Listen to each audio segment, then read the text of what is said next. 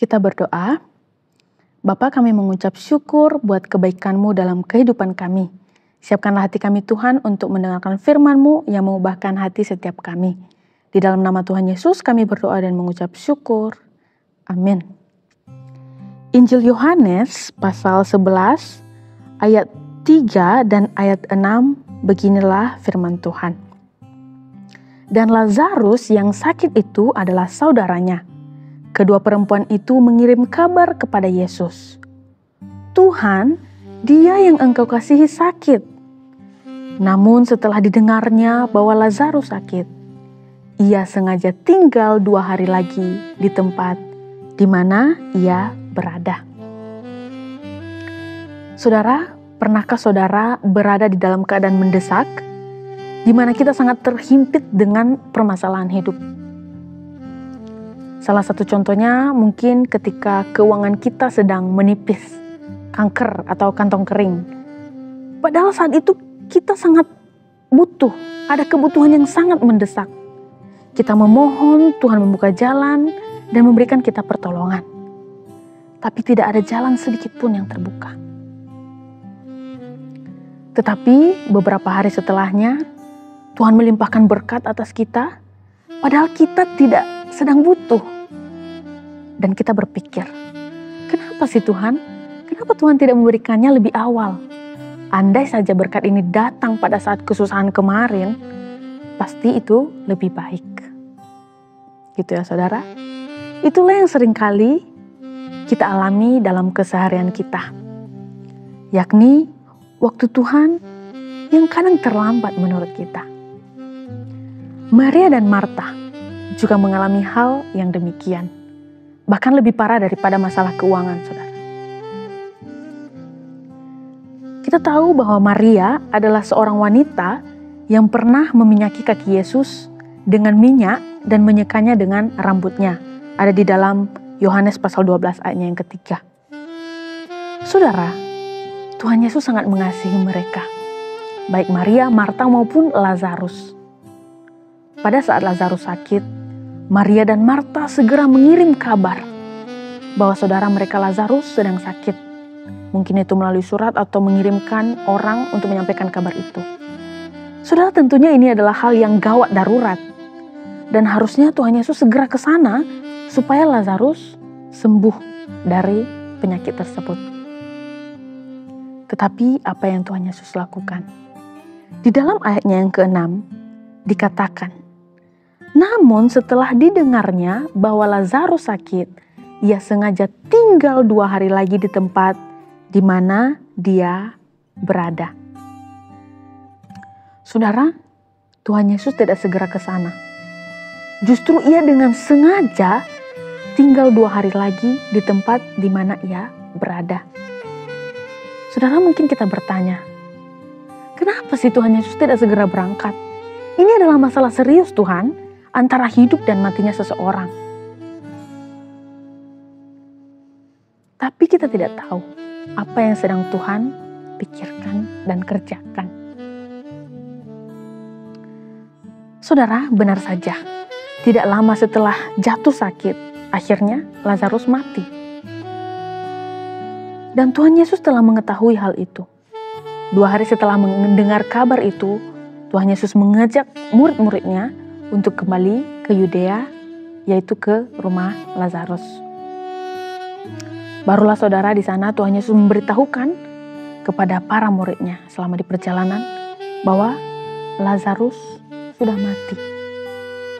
Saudara, tentunya mendengar kabar itu, murid-muridnya terkejut dan juga merasa sedih kehilangan seorang saudara. Tetapi Tuhan Yesus justru berkata, tetapi syukurlah aku tidak hadir pada waktu itu, sebab demikian lebih baik bagimu, supaya kamu dapat belajar percaya. Marilah kita pergi sekarang kepadanya. Saudara, ternyata Tuhan Yesus memang sengaja menunda kedatangannya. Saudara, jarak antara Betania dan Yerusalem, tempat di mana Yesus berada, pada saat itu kira-kira 2 mil jauhnya atau sekitar 3 kilometer. Tetapi sesampainya di sana, ternyata Lazarus sudah 4 hari di dalam kubur. Maria dan Marta pun menangis. Wajar ya saudara mereka meninggal.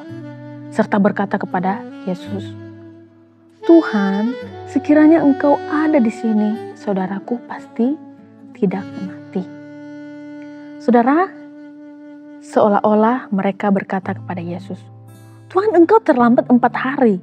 Saudaraku sudah mati. Tidak ada lagi harapan. Kenapa tidak datang lebih awal?" Tetapi Tuhan Yesus berkata kepada Maria, "Saudaramu akan bangkit." Tetapi saudara, karena sedihnya, ia berpikir bahwa Tuhan sedang menghiburnya. Dan ia menjawab kepada Yesus, aku tahu Tuhan bahwa ia akan bangkit pada waktu orang-orang bangkit pada akhir zaman." Tetapi saudara, yang Tuhan Yesus maksudkan pada saat itu adalah bukan nanti, tetapi sekarang, saat itu juga, pada saat peristiwa kematian Lazarus. Saudara, Maria dan orang-orang Yahudi menangis. Dan Yesus sangat terharu. Kemudian Yesus bertanya, "Di mana kuburan Lazarus?" Sesampainya di sana, Tuhan Yesus juga menangis, saudara, ternyata. Hal ini menunjukkan bahwa Yesus juga manusia yang merasakan apa yang kita rasakan, yang menangis, sedih ketika melihat Lazarus sudah mati. Namun setelahnya Tuhan Yesus menyuruh mereka memindahkan batu yang menutupi kubur Lazarus. Tetapi saudara, Maria menjelaskan bahwa sudah 4 hari yang ia mati, mayatnya pasti berbau. Namun Tuhan Yesus meneguhkan hati Maria dan tetap meminta supaya batu tersebut diangkat atau dipindahkan dari kubur. Saudara, setelah Tuhan Yesus mengucap syukur, ia memanggil Lazarus dengan suara keras. "Lazarus, marilah keluar." Dan orang yang telah mati itu datang keluar. Dan tangannya masih terikat dengan kain kafan dan mukanya tertutup dengan kain peluh. Kata Yesus kepada mereka, "Bukalah kain-kain itu dan biarkan ia pergi." Saudara, Lazarus pun hidup kembali. Saudara, kenapa Yesus harus terlambat? Di dalam ayat 15, Yesus berkata, "Tetapi syukurlah aku tidak hadir pada waktu itu. Sebab demikian lebih baik bagimu, supaya kamu dapat belajar percaya." Saudara,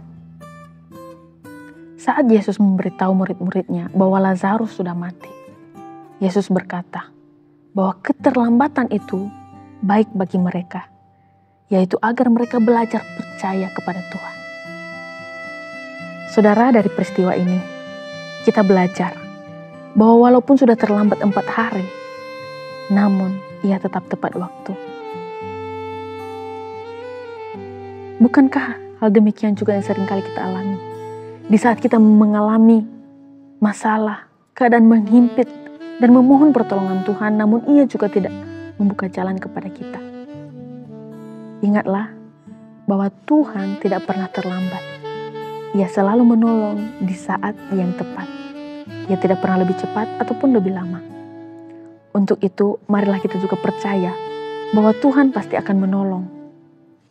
Tuhan sengaja memperlambat kedatangannya.